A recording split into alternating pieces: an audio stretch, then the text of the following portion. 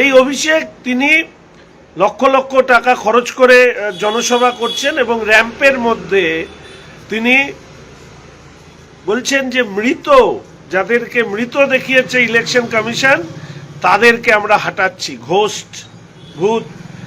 তা এই যে জ্যান্ত মানুষকে মৃত দেখালো কে? দেখালো তো বিএলওরা। তাহলে সেই বিএলওরা কোথায়? আপনি সেই বিএলওদেরকে র্যাম্পে হাঁটান। আপনার দম আছে? আপনার দম আছে অভিষেক বাবু? আপনি জানেন কোন বুথের এরা জ্যান্ত ভূত? তাহলে সেই বুথের বিএলওদের নাম আপনি জানেন, তার ফোন নাম্বার আপনি জানেন। তাহলে আজকের দিনে দাঁড়িয়ে জ্যান্ত ভূত হাঁটাচ্ছেন আর জ্যান্ত বিএলএ হাঁটাতে পারছেন না। টেলিভিশন চ্যানেলে দেখছিলাম যে ফারাক্কায় তৃণমূল কংগ্রেসের এমএলএ, যিনি মুর্শিদাবাদ মালদার যখন হরগোবিন্দ দাস, চন্দন দাসদেরকে কচুকাটা করা হচ্ছিল, তিনি তখন কোথায় ছিলেন জানি না, তবে তিনি ভাঙচুর করছেন হিয়ারিং সেন্টারে। এবং কিছু চ্যানেলে ধারাবাহিকভাবে দেখানো হচ্ছে নাগরিকদের হয়রানি। যদি কোথাও হয়রানি থাকে নিশ্চিতভাবে সেই হয়রানি বন্ধ করবার জন্য নির্বাচন কমিশনের দায়িত্ব নেওয়া উচিত, এই ব্যাপারে আমি সহমত। কিন্তু এই যে হিয়ারিং সেন্টারে বিশৃঙ্খলা তৈরি করা, এর আসল উদ্দেশ্য কি?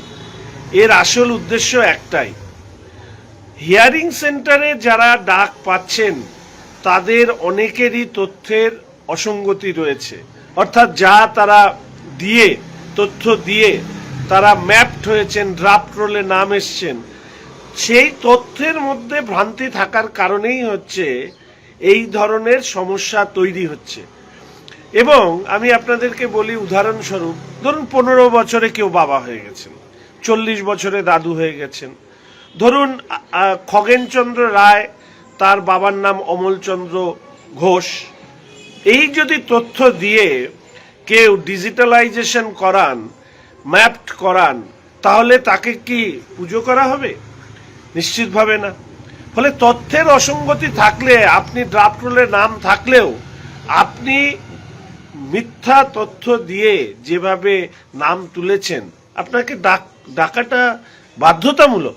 এই রাজ্যের সুরক্ষার জন্য প্রয়োজন। আপনারা কারা যারা তথ্য অসঙ্গতিপূর্ণ দিয়ে আপনারা ড্রাফট রোলে ম্যাপড হয়েছেন?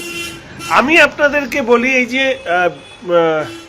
অভিষেক আমাদের পশ্চিমবঙ্গের তোলাবাজদের অধিপতি, এই অভিষেক তিনি লক্ষ লক্ষ টাকা খরচ করে জনসভা করছেন এবং র্যাম্পের মধ্যে তিনি বলছেন যে মৃত, যাদেরকে মৃত দেখিয়েছে ইলেকশন কমিশন তাদেরকে আমরা হাঁটাচ্ছি, ঘোস্ট, ভূত।